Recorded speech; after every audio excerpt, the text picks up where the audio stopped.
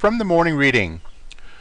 The NASDAQ Composite, Russell 2000, S&P 500, and the Dow Jones Industrial Average have all put in strong days in recent days. The NASDAQ has traded below its 50-day moving average on an intraday basis 3 times over the last month or so, and it bounced each time. The most recent 50-day break occurred on Monday, and the index has surged ever since. Today, the index made a new all-time intraday high, and it's looking like a nice breakout could be at hand. Small caps are also breaking out today. The Russell 2000 has been trading along its 50-day over the last month or so leading up to this week. After breaking below the 50-day on Monday, it has experienced a nice rally to take it to new bull market highs. And finally, active investment managers have reduced the risk over the past month, but even more notable is the difference between the most bullish and the most bearish managers, which has sunk to the lowest level in more than 3 years. And back to the NASDAQ 100 on Thursday, the down pressure was only 4%, the second lowest reading of the year. This means that an average of only 4% of the points gained or lost by stocks in the index were lost, and 4% of the volume went into issues down on the day. It often pays to watch how markets react from these types of readings. If selling pressure doesn't emerge over the next several days, then it is boded well for the longer term. But if the index rolls right over, future upside has been more limited. Hello, this is Stephen Harris, a head trader from Falcon Global, where we model best practices for investors, traders, and day traders from entry to exit every trading day. In this daily video, I provide my opinion and insights of current market trends, market timing, volatility, and hedge risk levels for the upcoming day for the key U.S. financial markets. It is 6:58 a.m. Central Time, and I'm recording this in preparation for the market day of June the 19th, 2015. Full disclaimers are at the end of the video, but be aware that this is for educational purposes only, and only you are responsible for the investing or trading decisions that you make. So let's dive into the highlights from the overnight action. In terms of the U.S. broad market indices, they're essentially all scratch, with the Russell perhaps being the most bullish, but only 0.17% up. Crude oil was down 1.54%, euro down about 0.5%, bonds up about 0.75%, and gold just below scratch, about 0.15% negative. Big news of the overnight, China got clobbered, down 6.43% as of the time of this cut. Hong Kong up about 0.25%, Japan up almost 1%, Germany up about 1.3%, United Kingdom up about 0.5%. Don't know what the news is for China. I suspect there must have been some sort of change in margin or something like that. You notice that it seems to be alone. Hong Kong and Japan were both fine. Normally you kind of see most of the Asian markets going together, and especially Hong Kong along with China. So again, I haven't explored the details of what's going on in China. I did double check that number. And the number, it's the right number in terms of the data source. So obviously, big move in China. In terms of macroeconomic reports for today, there really isn't anything on the U.S. macroeconomic report. So very, very quiet there. Now we do have triple witching. So this is not just a normal OPEX. Or options expiration day, but it is one in which several time frames are coming to a head. So the investment community, in terms of institutional, will be very, very busy today doing window dressing on their holdings. So that could make for some kind of strange activity, and especially at the close today. The last half an hour and especially the last 15 minutes could be pretty wonky, and you could see some significant differences between the close of the cash markets at the top of the hour and the close of the futures markets at a quarter after the hour. So just kind of keep in mind, what that means to the close today, and that can certainly influence what happens for the markets. In terms of volatility, well, yesterday was a larger day. We had more than a 1 standard deviation move put in by all 4 broad market indices. You see the IV percentiles dropped. These were up days, of course. SPX 18, Russell 6, pretty low there. 16 and 29 by the other two indices. Let's see, short-term VIX down to a 13.11, skew only a 120, so no warnings there. So from the volatility measures, everything is pretty low. We had one big moving day age off, and so we're still left with 3 standard deviation moves in the last 2 weeks, so still slightly below normal from that aspect. In terms of our regular daily report, we're still phase 3, higher highs, higher lows. IBD status confirmed uptrend. In terms of accumulation distribution, these have been actually improving somewhat. The S&P is now a D+, so something of a warning there, but better than the E that it was not too long ago. Nasdaq's also been improving. It's up to a B- now. GMI index ticked up 1 notch to a 5 out of 6. In terms of the market posture, we are first day bullish. So we flipped from a bearish stance to bullish with yesterday's readings, but it's a weak bull on the S&P of 47.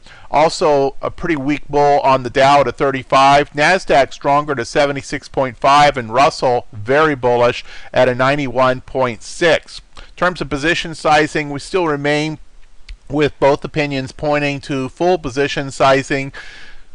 Overall, though, we have a hedge warning status of 0+, normal with cautionary aspects, and you can see there's a number of improvements that were made yesterday. In terms of the volatility-based warnings, only the VIX daily squeeze, which is still present, is giving a warning status, and the other important warning status is the distribution day count, which still remains at 5 for the S&P and Nasdaq. Another big warning status is the intermarket risk aversion indicators. All 5 have now flagged as risk off. So primary warnings here, the intermarket, the distribution day count, and the fact that we're only first day bullish on the market posture. I should note on the positive side, the New York Stock Exchange new high, new low, 343 on the highs. Anything over 300 is a good number, so that certainly is supportive of these new actions that have come in, especially out of the Nasdaq.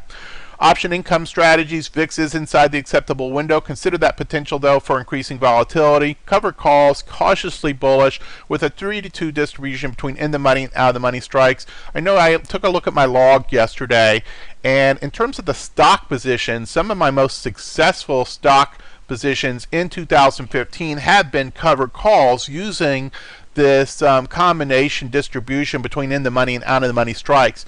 This matches up very nicely with the current kind of market that we have, which has been largely range bound all year and really all the way back into last November. So while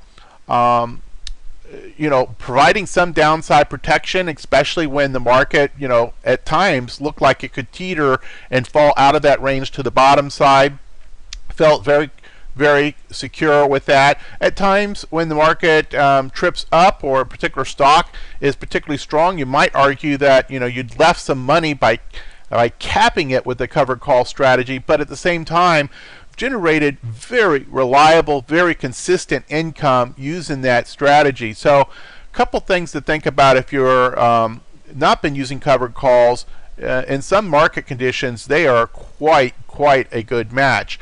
But not just the cover call strategy, but also using a distribution that is in alignment with the current market conditions. Put selling conditions are acceptable for new core put positions, but consider put credit spreads with defined risk and scaling into those positions until the market has confirmed a breakout from the trading range. And that certainly is getting to be a close probability, though not quite yet. In fact, we can take a look at the charts, the SPX. You notice, for all the noise and for all the movement, and here we are again, we hit the bottom of the range, and then 3 days later, we close right at the top of the range.